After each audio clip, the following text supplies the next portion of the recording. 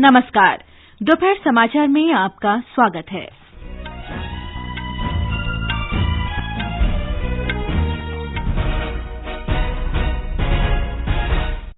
प्रधानमंत्री नरेंद्र मोदी ने कहा, नई शिक्षा नीति में आत्मनिर्भर भारत के निर्माण के लिए युवाओं में शिक्षा और कौशल के माध्यम से आत्मविश्वास को बढ़ावा देने पर जोर। प्रधानमंत्री ने लोगों से आग्रह किया, देश के वन्य संरक्षण और जानवरों के लिए सुरक्षित आवास सुनिश्चित करने के हर संभव प्रयास करें। पश्चिम बंगाल और असम में राजनीतिक गतिविधियां तेज। विधानसभा चुनाव के पहले चरण का मतदान 27 मार्च को। दूरसंचार स्पेक्ट्रम की 2 दिन की नीलामी में 77,814 करोड़ रुपए से अधिक की बोली लगाई गई। देश में अब तक 1,56,00,000 से अधिक लोगों का टीकाकरण किया गया। सरकार ने और निजी अस्पतालों को कोविड टीकाकरण केंद्र के रूप में काम करने की अनुमति दी। भारतीय वायुसेना आज से संयुक्त अरब अमारात में शुरू डेजर्ट फ्लैग अभ्यास में पहली बार शामिल होगी। अमेरिका ने निवल्ली के मुद्दे पर रूस पर ताजा प्रतिबंध लगाए। और खेलों में स्विस ओपन बैडमिंटन चैंपियनशिप के एकल मुकाबले में आज अनेक भारतीय खिलाड़ी अपने पहले दौर के मैच खेलेंगे। गुलमर्ग में खेलो इंडिया शीतकालीन राष्ट्रीय खेलों में जम्मू कश्मीर पदक तालिका में पहले स्थान पर। दोपहर समाचार में चारू सक्सेना के साथ मैं फरहत नाज। कोविड महामारी से देश एकजुट होकर लड़ रहा है। आप भी हमारे साथ सुरक्षा बचाव के 3 आसान उपायों का संकल्प लें। मास्क पहनें, 2 गज दूरी है जरूरी, सुरक्षित दूरी बनाए रखें, हाथ और मुंह साफ रखें। और अब समाचार विस्तार से। प्रधानमंत्री नरेंद्र मोदी ने कहा है कि केंद्रीय बजट में किए गए प्रावधान से शिक्षा को रोजगार परक बनाने के सरकार के प्रयासों को विस्तार मिला है। उन्होंने कहा कि इस वर्ष के बजट में स्वास्थ्य के बाद सबसे अधिक ध्यान शिक्षा, कौशल, अनुसंधान और नवाचार पर दिया गया है। एजुकेशन को एम्प्लॉयबिलिटी और एंटरप्रेन्योर कैपेबिलिटीज उससे जोड़ने का जो प्रयास किया गया है, ये बजट उनको और विस्तार देता है। इन्हीं प्रयोगों का परिणाम है कि आज साइंटिफिक पब्लिकेशन के मामले में भारत टॉप 3 देशों में आ चुका है। पीएचडी करने वालों की संख्या और स्टार्टअप इकोसिस्टम के मामले में भी हम दुनिया में टॉप 3 में पहुंच चुके हैं। ग्लोबल इनोवेशन इंडेक्स में भारत दुनिया की टॉप 50 इनोवेटिव कंट्रीज में शामिल हो चुका है और निरंतर सुधार कर रहा है। शिक्षा क्षेत्र में बजट प्रावधानों को लागू करने पर आयोजित एक वेबिनार को संबोधित करते हुए श्री मोदी ने कहा कि आत्मनिर्भर भारत के निर्माण के लिए देश के युवाओं में आत्मविश्वास जरूरी है, जो उनकी शिक्षा, ज्ञान और कौशल से सीधे जुड़ा हुआ है। साथियों, आत्मनिर्भर भारत के निर्माण के लिए देश के युवाओं में आत्मविश्वास जरूरी है। आत्मविश्वास तभी आता है जब युवा को अपनी एजुकेशन, अपनी नॉलेज, अपनी स्किल पर पूरा भरोसा हो, विश्वास हो। आत्मविश्वास तभी आता है जब उसको एहसास होता है कि उसकी पढ़ाई उसे अपना काम करने का अवसर दे रही है और जरूरी स्किल भी दे रही है। नई राष्ट्रीय शिक्षा नीति इसी सोच के साथ बनाई गई है। प्री नर्सरी से पीएचडी तक राष्ट्रीय शिक्षा नीति के हर प्रावधान को जल्द से जल्द जमीन पर उतारने के लिए अब हमें तेजी से काम करना है। प्रधानमंत्री ने कहा कि सरकार कृषि, अंतरिक्ष, परमाणु ऊर्जा और रक्षा अनुसंधान और विकास संगठन जैसे विभिन्न क्षेत्रों को युवाओं के लिए खोल रही है। उन्होंने कहा कि ज्ञान और अनुसंधान को सीमाओं में बांधना राष्ट्र के साथ अन्याय है। 21वीं सदी के भारत में 19वीं सदी की सोच को पीछे छोड़कर ही हमें आगे बढ़ना होगा। साथियों, हमारे यहाँ कहा गया है, विद्या ऐसा धन है जो अपने पास तक सीमित रखने से नहीं बल्कि बांटने से बढ़ता है। इसलिए विद्या धन, विद्या दान श्रेष्ठ है। नॉलेज को, रिसर्च को सीमित रखना देश के सामर्थ्य के साथ बहुत बड़ा अन्याय है। श्री मोदी ने यह भी कहा कि नई राष्ट्रीय शिक्षा नीति में भारतीय भाषाओं के इस्तेमाल को प्रोत्साहित किया गया है और ये विभिन्न भाषाओं के विशेषज्ञों की जिम्मेदारी है कि वे विश्व की श्रेष्ठ ज्ञान सामग्री भारतीय भाषाओं में उपलब्ध कराएं प्रधानमंत्री ने कहा कि देश में स्वास्थ्य और शिक्षा के क्षेत्र को लगातार बढ़ावा दिया जा रहा है। हेल्थ के बाद जो दूसरा सबसे बड़ा फोकस है वो एजुकेशन, स्किल, रिसर्च और इनोवेशन पर ही है। देश के यूनिवर्सिटी, कॉलेज, R&D इंस्टीट्यूशंस को में बेहतर सिनर्जी आज हमारे देश के सबसे बड़ी जरूरत बन गई है। इसी को ध्यान में रखते हुए ग्लू ग्रांट का प्रावधान किया गया है, जिसके तहत अभी 9 शहरों में इसके लिए जरूरी मैकेनिज्म तैयार किए जा सके। श्री मोदी ने कहा कि भारत ने हाइड्रोजन वाहनों का परीक्षण किया है। उन्होंने ये भी कहा कि देश को ऊर्जा क्षेत्र में आत्मनिर्भर बनाने के लिए हाइड्रोजन ईंधन और हरित ऊर्जा का बहुत महत्व है। ग्रीन एनर्जी हमारी एनर्जी में आत्मनिर्भरता के लिए बहुत जरूरी है। इसलिए बजट में घोषित हाइड्रोजन मिशन एक बहुत बड़ा संकल्प है। भारत ने हाइड्रोजन व्हीकल का टेस्ट कर लिया है। अब हाइड्रोजन को ट्रांसपोर्ट के फ्यूल के रूप में उपयोगिता के और इसके लिए खुद को इंडस्ट्री रेडी बनाने के लिए अब हमें मिलकर आगे बढ़ना होगा। पश्चिम बंगाल और असम में विधानसभा चुनाव के लिए राजनीतिक गतिविधियां तेज हो गई हैं। पश्चिम बंगाल में विधानसभा चुनाव की तैयारियां तेजी से चल रही हैं। 27 मार्च को पहले चरण के मतदान के लिए कल अधिसूचना जारी होने के बाद नामांकन भरने का काम शुरू हो गया है। हालांकि ज्यादातर दलों को अपने अपने उम्मीदवारों की घोषणा करनी है। क्षेत्रीय फिल्मों के जाने माने चेहरे विभिन्न दलों में शामिल हो रहे हैं। प्रमुख बंगाली अभिनेत्री स्यंतिका बनर्जी आज सुबह तृणमूल कांग्रेस में शामिल हुई, जबकि एक अन्य अभिनेत्री श्रबोंती चट्टोपाध्याय 2 दिन पहले भाजपा में शामिल हुई थीं। भाजपा की एक महत्वपूर्ण बैठक आज सुबह हुई। पार्टी के अनेक वरिष्ठ नेता आज विभिन्न जिलों में रैलियां करेंगे। तृणमूल कांग्रेस के नेता और कार्यकर्ता भी जिलों में प्रचार कर रहे हैं। दूसरी तरफ वामपंथी दलों, कांग्रेस और इंडियन सेक्युलर फ्रंट के बीच सीटों के बंटवारे को लेकर बातचीत का दौर चल रहा है। 294 सीटों वाली राज्य विधानसभा के लिए मतदान 27 मार्च से 29 अप्रैल तक 8 चरणों में होगा। वोटों की गिनती 2 मई को होगी। पश्चिम बंगाल में तृणमूल कांग्रेस विधायक और आसनसोल के पूर्व महापौर जितेंद्र तिवारी भारतीय जनता पार्टी में शामिल हो गए हैं। वे कल शाम हुगली में राज्य भाजपा प्रमुख दिलीप घोष की उपस्थिति में पार्टी में शामिल हुए। पांडेश्वर से विधायक श्री तिवारी ने पिछले साल दिसंबर में आसनसोल के नगर निगम के महापौर के पद से इस्तीफा दिया था। भाजपा नेताओं ने पार्टी में श्री तिवारी का स्वागत किया है। दूसरी ओर तृणमूल कांग्रेस के नेताओं ने कहा है कि उनके पार्टी छोड़ने से कोई फर्क नहीं पड़ेगा। निर्वाचन आयोग ने पश्चिम बंगाल में विधानसभा चुनाव के पहले चरण में मतदान की अवधि आधे घंटे बढ़ा दी है। आयोग की अधिसूचना में बताया गया है कि मतदाता अब सवेरे 7 बजे से शाम 6:30 बजे तक वोट दे सकेंगे। आयोग ने कहा कि कोविड-19 से संबंधित प्रतिबंधों को ध्यान में रखते हुए समय विस्तार का निर्णय लिया गया। असम में विभिन्न राजनीतिक दलों के वरिष्ठ नेता और स्टार प्रचारक चुनाव प्रचार करेंगे। हमारे संवाददाता ने बताया कि अधिकतर दलों को अपने प्रचारकों की सूची निर्वाचन आयोग को सौंपनी है और इस दिशा में अभी से तैयारी की जा रही है। असम में प्रधानमंत्री और भाजपा के वरिष्ठ नेता नरेंद्र मोदी, राष्ट्रीय अध्यक्ष जेपी नड्डा, केंद्रीय गृह मंत्री अमित शाह पार्टी के प्रचार अभियान का नेतृत्व करेंगे। उनके अलावा कई केंद्रीय मंत्री, यूपी के मुख्यमंत्री दिनेश सर, सनी देओल और रवि किशन भी चुनावी प्रचार अभियान में हिस्सा लेने की उम्मीद है। कांग्रेस महासचिव प्रियंका गांधी ने असम में पार्टी के लिए चुनाव प्रचार शुरू कर दिया है।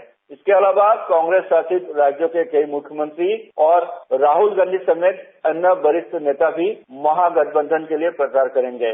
दूसरी ओर क्षेत्रीय पार्टी असम जातीय परिषद, तेलंगाना और झारखंड के मुख्यमंत्रियों के साथ बातचीत कर रही है।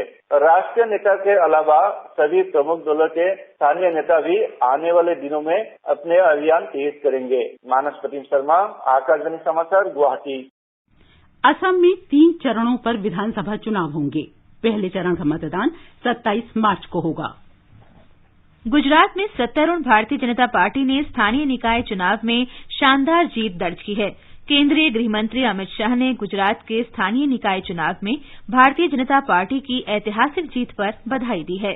कई ट्वीट करते हुए गृहमंत्री शाह ने कहा कि इन चुनाव परिणामों से साबित हो रहा है कि गुजरात के लोगों का भारतीय जनता पार्टी के विकास के एजेंडे में पूरा विश्वास है। उन्होंने कहा कि प्रधानमंत्री नरेंद्र मोदी के नेतृत्व में देश के गरीब, किसान और आम आदमी का विकास प्रमुख एजेंडे में है। भारतीय जनता पार्टी ने गुजरात में स्थानीय निकाय चुनावों में अपनी भारी जीत का श्रेय नए कृषि कानूनों को लोगों के समर्थन को दिया है। आज नई दिल्ली में संवाददाताओं को जानकारी देते हुए वरिष्ठ पार्टी नेता और केंद्रीय मंत्री प्रकाश जावड़ेकर ने कहा कि इन इलाकों में बड़ी संख्या में ग्रामीण और किसान मतदाता हैं और उनका समर्थन कृषि क्षेत्र में केंद्र के सुधारों के प्रति अपनी मंजूरी को दर्शाता है। दिल्ली नगर निगम उपचुनाव में आम आदमी पार्टी ने 4 वार्डों में जबकि कांग्रेस ने 1 वार्ड में कब्जा किया। आम आदमी पार्टी ने कल्याणपुरी, उत्तरी शालीमार बाग, त्रिलोकपुरी और रोहिणी सी वार्डों पर जीत हासिल की। कांग्रेस ने पूर्वी दिल्ली नगर निगम की चौहान बांगर वार्ड पर जीत हासिल की। इन वार्डों पर रविवार को चुनाव कराए गए थे। दिल्ली के मुख्यमंत्री अरविंद केजरीवाल ने इन नतीजों पर प्रतिक्रिया व्यक्त करते हुए कहा कि दिल्ली के लोगों ने आम आदमी पार्टी द्वारा किए गए कार्यों पर मतदान किया है। दिल्ली भाजपा अध्यक्ष आदेश गुप्ता ने कहा कि पार्टी नतीजों पर विश्लेषण करेगी और अपनी रणनीति पर पुनर्विचार करेगी। उन्होंने कहा कि भाजपा जल्दी ही सुधार करेगी और 2022 के नगर निगम चुनाव में अच्छा प्रदर्शन करेगी। कर्नाटक में बृहद और मध्यम जल संसाधन मंत्री रमेश जारकीहोली ने कथित रूप से यौन शोषण मामले में कल जारी एक सीडी के बाद अपने पद से इस्तीफा दे दिया है। ये सीडी सामाजिक कार्यकर्ता दिनेश कल्लाहल्ली ने जारी की है। कल्लाहल्ली ने बेंगलुरु शहर पुलिस आयुक्त कमल पंत को इस बाबत एक शिकायत भी दर्ज कराई है। विपक्षी कांग्रेस और जनता दल सेक्यूलर ने सीडी जारी होने के बाद उनके इस्तीफे की मांग की थी। जारकीहोली ने कहा कि उन्होंने नैतिक आधार पर अपना इस्तीफा मुख्यमंत्री को भिजवा दिया है। 77,814 करोड़ रुपए से अधिक की लागत के दूरसंचार स्पेक्ट्रम की नीलामी के सिलसिले में बोली लगाने की समय सीमा कल पूरी हो गई। दूरसंचार सचिव अंशु प्रकाश ने बताया कि स्पेक्ट्रम नीलामी के दूसरे और आखिरी दिन 668 करोड़ 20 लाख रुपए की अतिरिक्त बोलियां लगाई गईं। इलेक्ट्रॉनिक नीलामी की प्रक्रिया simultaneous multiple round ascending auction तरीके से पूरी की गई। श्री अंशु प्रकाश ने बताया कि विभिन्न मेगाहर्ट्ज बैंड के लिए बोलियां लगाई गईं, लेकिन बोली लगाने वालों ने 7,000 मेगाहर्ट्ज और 2,500 मेगाहर्ट्ज बैंडों की नीलामी में हिस्सा नहीं लिया। भारतीय एयरटेल, वोडाफोन आइडिया और रिलायंस जियो इन्फोकॉम ने नीलामी में हिस्सा लिया। दूरसंचार मंत्रालय ने कहा है कि नीलामी की प्रक्रिया पूरी हो गई है और प्राथमिक परिणामों को सरकारी मंजूरी देने से पहले उनकी जांच की जा रही है। ये समाचार हमारी वेबसाइट newsonair.com/hindi और हमारे mobile app news on AIR पर भी उपलब्ध हैं। चलो मिलकर एक शुरुआत करें, चलो एक फैसला आज करें, मास्क नहीं तो टोकेंगे, कोरोना को रोकेंगे, चलो एक इरादा करते हैं, चलो कुछ वादा करते हैं, मास्क नहीं तो टोकेंगे, कोरोना को रोकेंगे। दोपहर समाचार में आपका फिर स्वागत है। देश में अब तक 1,56,00,000 से अधिक लोगों का टीकाकरण किया जा चुका है। राष्ट्रपति रामनाथ कोविंद ने आज राष्ट्रीय राजधानी के आरआर अस्पताल में कोविड का पहला टीका लगवाया। आकाशवाणी से बातचीत में एक वरिष्ठ नागरिक जेके बार्ले ने कहा कि वे तेजी से हुए पंजीकरण और टीकाकरण प्रक्रिया से संतुष्ट हैं। उन्हें आज कोविड का टीका लगाया गया। उन्होंने कहा कि वे कोविड टीका लगाने के बाद पूरी तरह से स्वस्थ हैं और इसके तुरंत बाद अपने काम पर निकल गए। लगवाने के बाद एक ऑब्जर्वेशन रूम था, वहाँ पे 1-8 घंटा रुकने के लिए कहा। वहाँ पे बताया गया कि कुछ आपको असुविधा लग रहा है, कुछ बुखार आ रहा है या तो कुछ ऐसे चक्कर जैसे लग रहा है तो बताइएगा। हमें वहाँ कुछ देर तक रहा, कुछ नहीं हुआ। उसके बाद मैं वहाँ से निकला और निकल के अपना काम शुरू किया। मुझे कुछ ऐसे फील तो नहीं हुआ। केंद्र सरकार ने अस्पतालों में कोविड टीकाकरण के लिए समय सीमा को हटा दिया है और 24 घंटे टीकाकरण की अनुमति दे दी है। केंद्रीय स्वास्थ्य मंत्री हर्षवर्धन ने आज इस निर्णय की पुष्टि करते हुए कहा कि अस्पतालों के लिए जरूरी नहीं है कि वे टीकाकरण के लिए एक निश्चित कार्यक्रम का अनुसरण करें। वे किसी भी समय टीकाकरण कार्यक्रम को बढ़ा सकते हैं। उन्होंने कहा कि इससे टीकाकरण अभियान को गति देने में मदद मिलेगी, क्योंकि अधिक से अधिक लोग इसके पात्र बन रहे हैं। स्वास्थ्य मंत्री ने कहा कि यह व्यवस्था निजी और सरकारी दोनों अस्पतालों पर लागू होगी। केंद्र सरकार ने आयुष्मान भारत प्रधानमंत्री जन आरोग्य योजना, केंद्र सरकार की स्वास्थ्य योजना और इसी तरह की राज्य स्वास्थ्य बीमा योजनाओं के तहत पैनल में शामिल सभी निजी अस्पतालों को भी कोविड टीकाकरण केंद्र के रूप में अनुमति देने का फैसला किया है। सभी निजी अस्पतालों की 100% क्षमता का उपयोग करने के लिए यह फैसला किया गया है। देश में कोविड से स्वस्थ होने की दर 97.06% हो गई है। स्वास्थ्य मंत्रालय ने बताया है कि पिछले 24 घंटों के दौरान 13,000 से अधिक लोगों को ठीक होने के बाद अस्पताल से छुट्टी दे दी गई। अब तक 1,08,12,000 से अधिक लोग स्वस्थ हो चुके हैं। पिछले 24 घंटे के दौरान 15,000 नए मामलों की पुष्टि हुई। 98 लोगों की इस संक्रमण से मौत हुई। मध्य प्रदेश में कल कोविड के 259 मरीजों को विभिन्न अस्पतालों से छुट्टी दे दी गई। हमारे संवाददाता ने बताया है कि इन्हें मिलाकर राज्य में स्वस्थ होने की कुल संख्या 2,55,595 हो गई है। मध्य प्रदेश में कल 331 नए कोविड के मामले सामने आए हैं। मंगलवार को कोविड की वजह से किसी भी मृत्यु की सूचना नहीं है। प्रदेश के कुल 52 में से 15 जिलों में कोई नया संक्रमण का मामला दर्ज नहीं किया गया है। वर्तमान में मरने वालों की कुल संख्या 3,865 है। भोपाल में अब 556 जबकि इंदौर में 1,068 सक्रिय मामले हैं। इस बीच राज्य टीकाकरण अधिकारी डॉक्टर संतोष शुक्ला ने बताया कि प्रदेश में वरिष्ठ नागरिकों का टीकाकरण सुचारू रूप से जारी है। पूजा पी वर्धन, आकाशवाणी समाचार, भोपाल। आगे बढ़ने से पहले मुख्य समाचारों पर एक नजर। प्रधानमंत्री नरेंद्र मोदी ने कहा, नई शिक्षा नीति में आत्मनिर्भर भारत के निर्माण के लिए युवाओं में शिक्षा और कौशल के माध्यम से आत्मविश्वास को बढ़ावा देने पर जोर।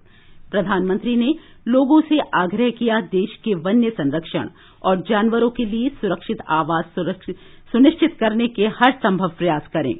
पश्चिम बंगाल और असम में राजनीतिक गतिविधियां तेज। विधानसभा चुनाव के पहले चरण का मतदान 27 मार्च को। दूरसंचार स्पेक्ट्रम की 2 दिन की नीलामी में 77,814 करोड़ रुपए से अधिक की बोली लगाई गई। देश में अब तक 1,56,00,000 से अधिक लोगों का टीकाकरण किया गया। सरकार ने और निजी अस्पतालों को कोविड टीकाकरण केंद्र के रूप में काम करने की अनुमति दी। भारतीय वायुसेना आज से संयुक्त अरब अमारात में शुरू डेजर्ट फ्लैग अभ्यास में पहली बार शामिल होगी। अमेरिका ने नवेल्ली के मुद्दे पर रूस का ताजा प्रतिबंध लगाए और खेलों में स्विस ओपन बैडमिंटन चैंपियनशिप के एकल मुकाबले में आज अनेक भारतीय खिलाड़ी अपने पहले दौर के मैच खेलेंगे। गुलमर्ग में खेलो इंडिया शीतकालीन राष्ट्रीय खेलों में जम्मू कश्मीर पदक तालिका में पहले स्थान पर।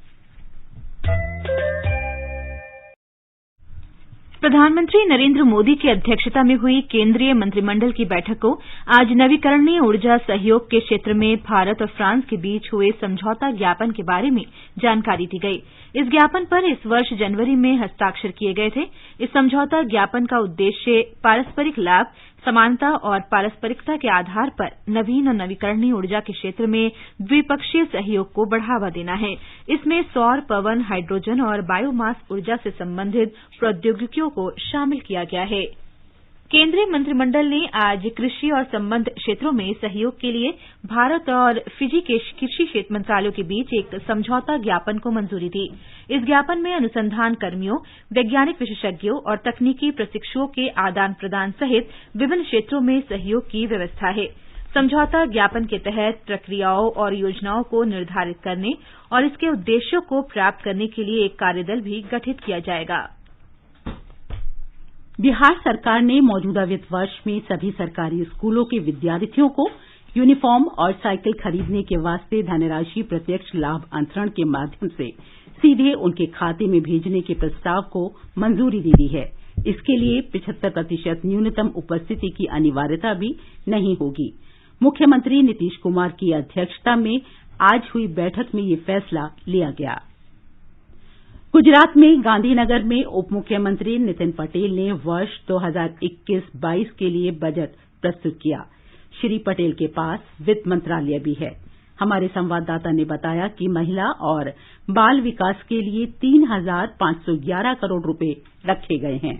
गुजरात के उप मुख्यमंत्री श्री नितिन पटेल ने कोरोना महामारी की वजह से राज्य की आय में कमी के बावजूद अब तक का सबसे बड़ा बजट पेश किया है। बजट का 2,27,029 करोड़ का कद पिछले वर्ष के बजट की तुलना में 9,700 करोड़ रुपए की वृद्धि दर्शाता है। कृषि, किसान कल्याण, स्वास्थ्य, परिवार कल्याण और शिक्षा जैसे सभी क्षेत्रों में रिकॉर्ड आवंटन किया गया है। श्री पटेल ने कहा कि इस वर्ष का बजट राज्य में जारी विकास कार्यों को आगे बढ़ाने और लोगों के कल्याण के ऊपर फोकस करेगा। उन्होंने अगले 5 साल में 2 लाख युवाओं की सरकार और सरकारी उपक्रमों में भर्ती की घोषणा की।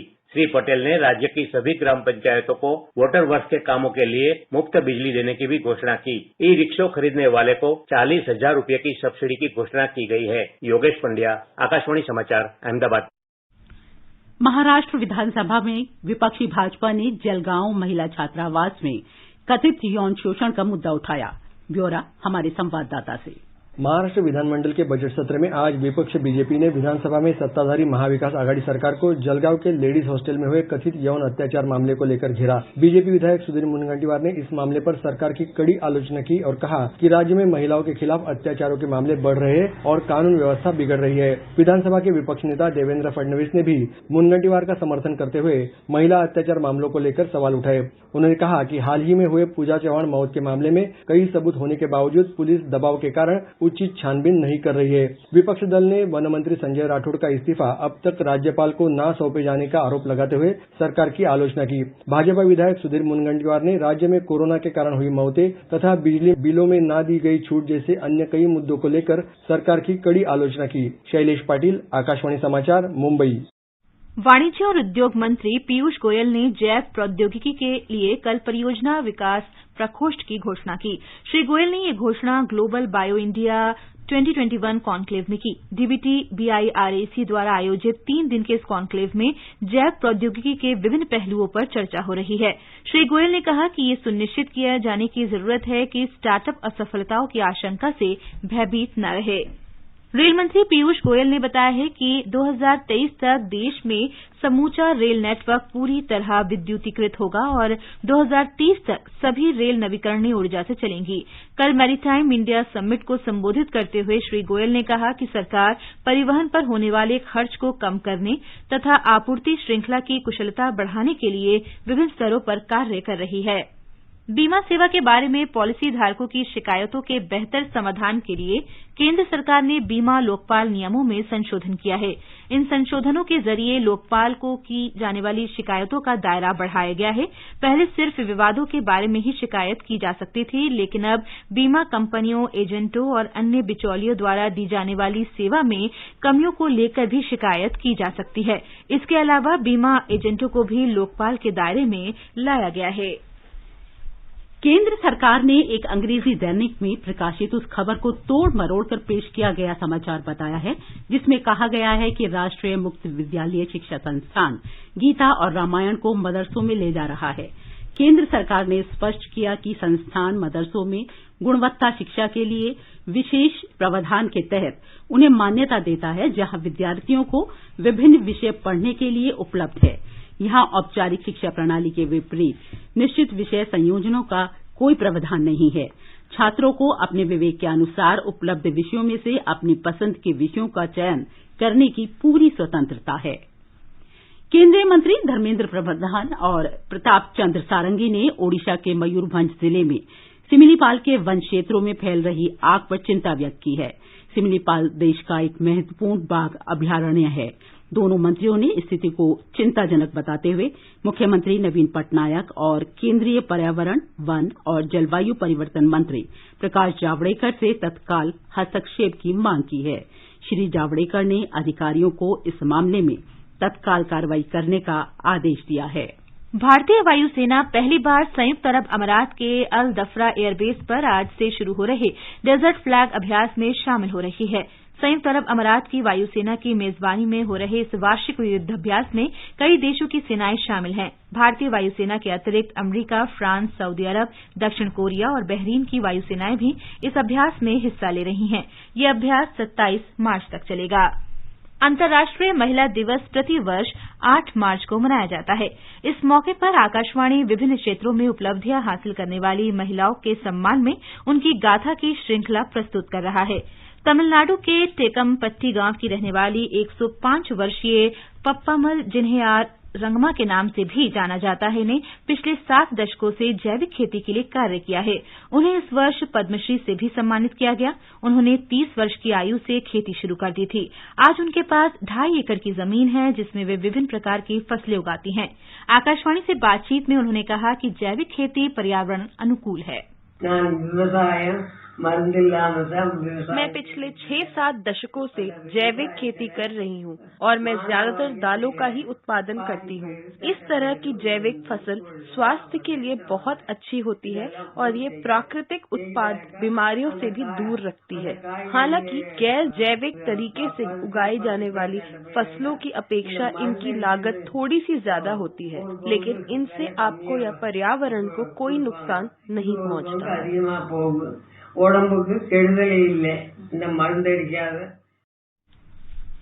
अमेरिका ने रूस के प्रमुख विपक्षी नेता एलेक्सी को जहर देकर मारने के प्रयास के बाद रूस और वहां की कई कंपनियों पर प्रतिबंध लगा दिया है। व्हाइट हाउस के वरिष्ठ अधिकारी ने कहा कि यूरोपीय संघ के साथ मिलकर प्रतिबंध लगाए गए हैं और रूस से नवेल्नी को जेल से रिहा करने को कहा गया है। उधर रूस ने अमेरिका के प्रतिबंधों की तीखी निंदा की है। ये समाचार आकाशवाणी से प्रसारित किए जा रहे हैं। ताजा समाचार जानने के लिए आप हमारे Twitter handle @AIR News Hindi को फॉलो कर सकते हैं। आकाशवाणी है। आज विश्व वन्यजीव दिवस है। ये दिन वन्य जीवों और पौधों के बारे में जागरूकता बढ़ाने के लिए मनाया जाता है। एक रिपोर्ट। 20 दिसंबर 2013 को संयुक्त राष्ट्र महासभा ने 3 मार्च को विश्व वन्य दिवस घोषित किया था। इसी दिन 1973 में वन्य जीवों और वनस्पतियों की लुप्तप्राय प्रजातियों के अंतर्राष्ट्रीय व्यापार से संबंधित एक घोषणा पत्र पर हस्ताक्षर किए गए थे। इस वर्ष विश्व वन्यजीव दिवस का विषय है वन और आजीविका, मानव और पृथ्वी का सतत विकास। समाचार कक्ष से मैं कनकलता।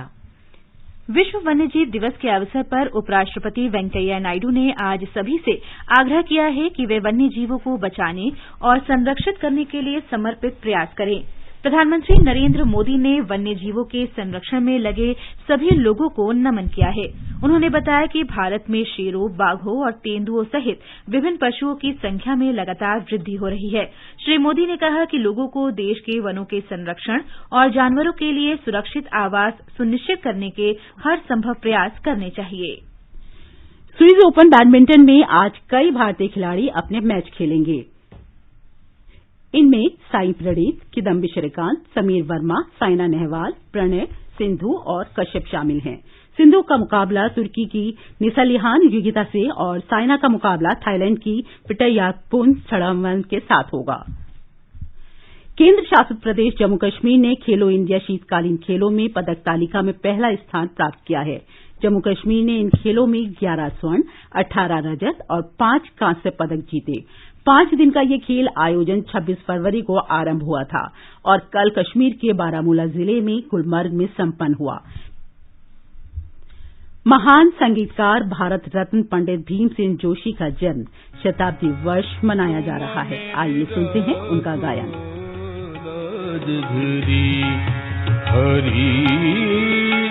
तुम जानत सब अंतर्यामी, तुम जानत सब और अंत में मुख्य समाचार एक बार फिर। प्रधानमंत्री नरेंद्र मोदी ने कहा, नई शिक्षा नीति में आत्मनिर्भर भारत के निर्माण के लिए युवाओं में शिक्षा और कौशल के माध्यम से आत्मविश्वास को बढ़ावा देने पर जोर। प्रधानमंत्री ने लोगों से आग्रह किया, देश के वन्य संरक्षण और जानवरों के लिए सुरक्षित आवास सुनिश्चित करने के हर संभव प्रयास करें। पश्चिम बंगाल और असम में राजनीतिक गतिविधियां तेज। विधानसभा चुनाव के पहले चरण का मतदान 27 मार्च को। दूरसंचार स्पेक्ट्रम की 2 दिन की नीलामी में 77,814 करोड़ रुपए से अधिक की बोली लगाई गई। देश में अब तक 1,56,00,000 से अधिक लोगों का टीकाकरण किया गया। सरकार ने और निजी अस्पतालों को कोविड टीकाकरण केंद्र के रूप में काम करने की अनुमति दी। भारतीय वायुसेना आज से संयुक्त अरब अमारात में शुरू डेजर्ट फ्लैग अभ्यास में पहली बार शामिल होगी। अमेरिका ने नेवाली के मुद्दे पर रूस पर ताजा प्रतिबंध लगाए।